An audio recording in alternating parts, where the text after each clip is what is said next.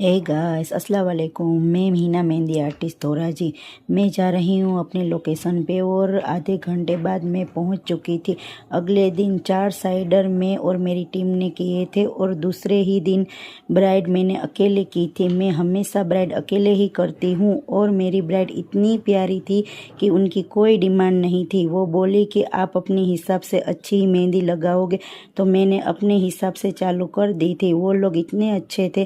पहले उन्होंने पानी और नाश्ता दिया, फिर मैंने डिनर किया और काम वापस चालू कर दिया था। उनको मेहंदी बहुत पसंद आई थी और मेरा काम अकेले करने में 8-10 घंटे निकल ही जाते, लेकिन वो इतनी फ्रेंडली थी कि मुझे 11 घंटे मस्ती और बात करने में लग गए थे। फिर उन्होंने नाश्ता मंगवाया शाम को और रात के 10 बज चुके थे, तो मुझे घर वो छोड़ने आए थे। और ये रहा मेरा फाइनल लुक। आप लोगों को कमेंट करना है कैसा लगा, और ऊपर मेरे कॉन्टेक्ट नंबर है अगर ऑर्डर बुक करवाना हो तो। मिलते हैं अगले वीडियो में। लाइक कमेंट करना मत भूलना गाइस। खुदा हाफिज़। दुआ में याद।